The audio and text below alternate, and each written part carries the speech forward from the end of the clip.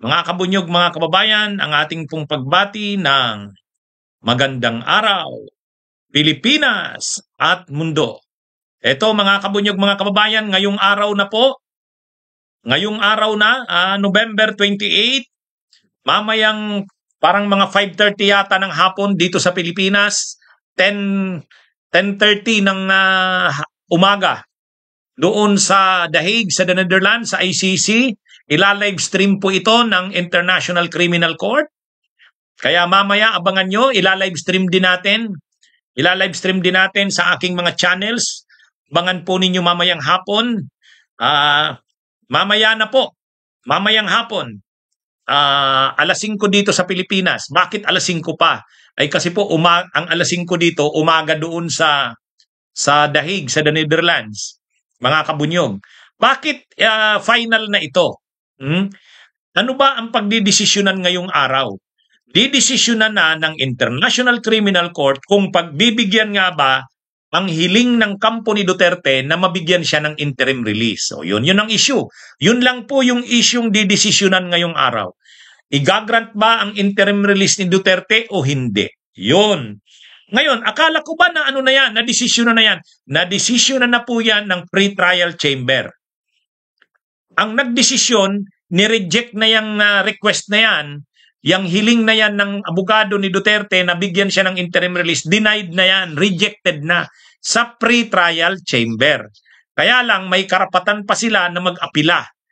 Ang tawag na doon sa appeals chamber na.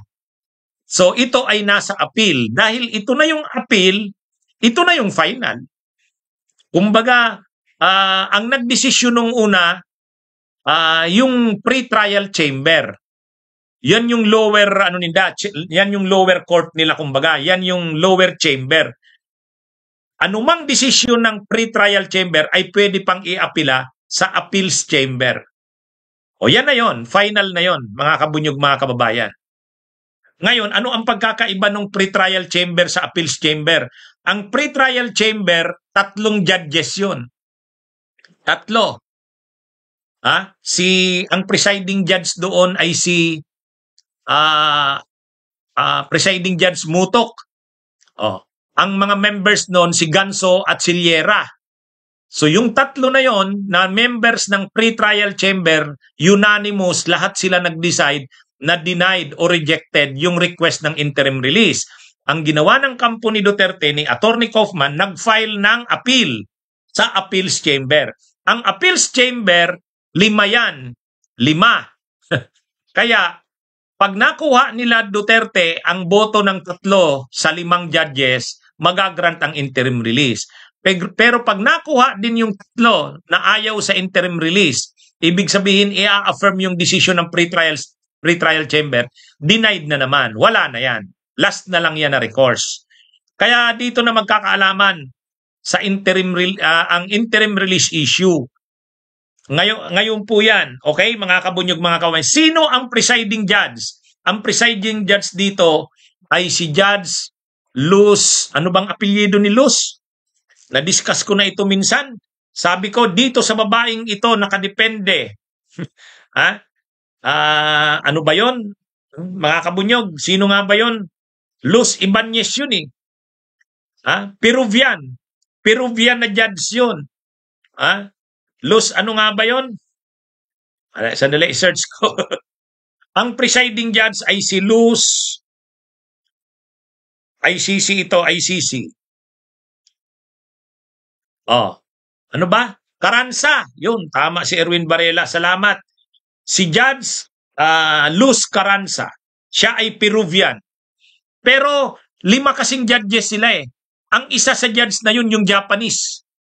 Isa doon, Japanese. Multinational yung judges dyan. Peruvian yung presiding, si Carranza. Kaya ano ito, mga kabunyog? Actually, napakatindi ng binibigay na due process o fairness kay Duterte. Imagine nyo yung pre-trial chamber. 3 judges yon na babae. Si Mutok, si Ganso at Sillera. Dito na naman 5 judges to. Kaya kapag dito sa appeals chamber, dininay na naman yung appeal ng kampo ni Duterte, hindi nila pwedeng masabing ano sila, parang bias itong ICC. Hindi. Hindi. So anyway, so yan mga kabunyog. Ang isa pa na maaasahan ngayon, ang ang si Duterte ay hindi mag-a-appear. Hindi. Nag-wave na siya. Sabi niya bahala na daw ang kanyang bugado na si Kaufman. So hindi ito tulad noon nung March na nakita natin si Duterte. Yung nakikita niyong picture na yan ni Duterte nung March yan. Actually, si Duterte inaresto sa Pilipinas March 11. Nakarating siya doon sa Dahig March 13 yata o March 12. O, pagkatapos, i-present siya March 14.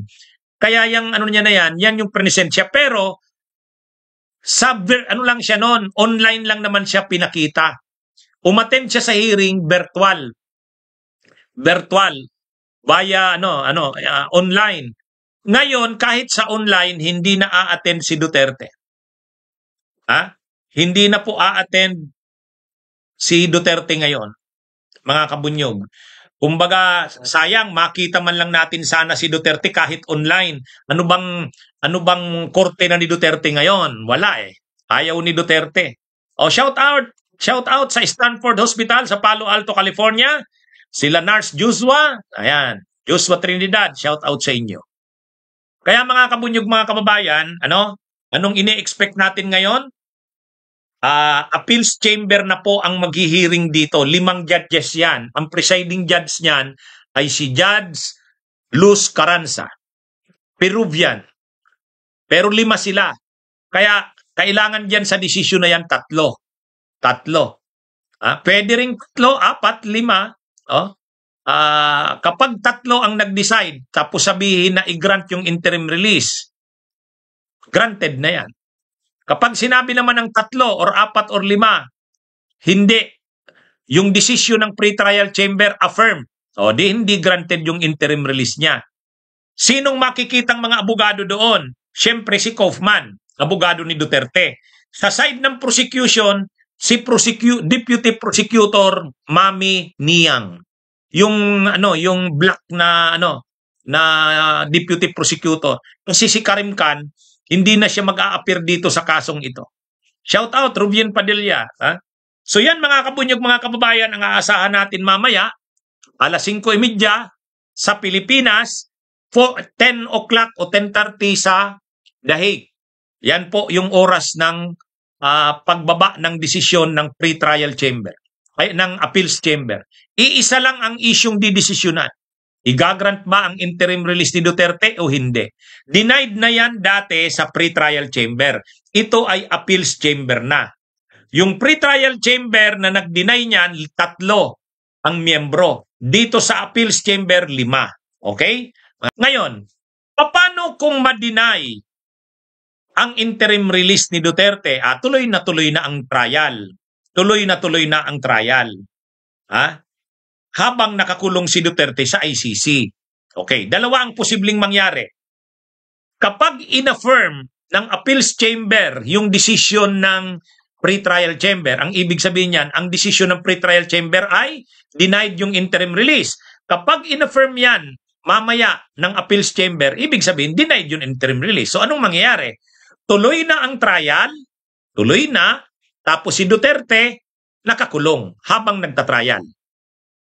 Pero kapag reverse ng appeals chamber yung decision ng pre-trial chamber, ibig sabihin, ang sabi ng pre-trial chamber, denied ang interim release. Kapag sinabi ng appeals chamber, reversed, di-granted yung interim release. Anong mangyari kay Duterte? Marirelease si Duterte. Pero tuloy pa ba ang trial? Tuloy. Kasi parang sa atin yan, piyansa lang naman yun eh. Ibig sabihin, hindi pa rin dismissed ang kaso. Tuloy pa rin ang kaso, pero malaya ka. Yun ang ibig sabihin ng interim release. Ibig sabihin, hindi siya nakakulong sa ICC. Kapag nag-grant yung interim release, pero tapos na ba ang kaso? Hindi. Tuloy pa rin ang kaso. Actually, ang issue dito, hindi naman kung tutuloy ba ang kaso o hindi. Mag-grant man ang interim release o hindi, tuloy ang kaso. Ang issue lang naman sa interim release ay papayagan ba siyang makalabas, hindi na dun sa ICC detention habang naghihiring ng kaso niya, o dun pa rin siya dapat nakakulong sa ICC detention facility niya habang naghihiring ng kaso niya. So mga kabunyog, linilinaw ko, ang issue dito hindi kung i-dismiss na ba ang kaso niya, hindi yon. Ang issue dito, i-grant ba ang interim release? Yun lang. Yun lang. Ngayon, appeal ito, appeal. So ibig sabihin dito, ito na yung kanyang recourse after na ma-reject or ma-deny doon sa pre-trial chamber. So, ano ba ang nakikita ko kung akong tatanungin nyo? Malaki ang posibilidad na ma-reject, ma-affirm yung desisyon ng pre-trial chamber. Malaki ang posibilidad dyan. Unang-una kasi, ano naman talaga ang pakiusap lang naman ng ang ground ng kampo ni Duterte. Matanda na siya, palayain naman na siya kasi hindi naman siya tataka sa kaso. Kapag kailangan siyang umattend, a-attend naman siya. O parang ganun yung parang ganun yung sinasabi nila, na kumbaga hindi naman siya, wala siyang flight risk. Ibig sabihin pag sinabing umattend siya, a-attend siya. O yung mga ganun wala naman siyang kapasidad na tumakas. Wala siyang kapasidad na hindi sundin ng ICC. Pag sinabi ng ICC na umattend siya, a-attend naman siya. Ang importante lang, pagbigyan naman siya na makalaya na sa ICC kasi matanda naman na siya. Humanitarian. Yan yung gustong mangyari ng kampo ni Duterte. Kaya lang, una, ang problema kasi, sino naman maniniwala na kung ano man ang sabihin ng ICC ay susundin nila Duterte? Hindi kasi nagpakita ng history si Duterte ng pagrespeto sa ICC. Di ba? Yun ang pinaka-problema nila Duterte dyan. Yung yabang nito Duterte noon ay nagiging problema niya na ngayon. Ang dali sanang kumbinsihin ng ICC na i-grant ang interim release niya kung sa simula't simula pa nagkita sila Duterte ng pagrespeto sa ICC. Di ba? Ngayon lang naman nila sinusunod na ang ICC kasi nakakulong. No choice. Bunyog, bunyog, halikan na kasama ka. Bunyog, kapag buklod ay may pag-asa. Luzon, Visayas, Mindanao, isa ang pananaw. Sa bagong Pilipinas ang bunyog isisigaw. Bunyog, bunyog.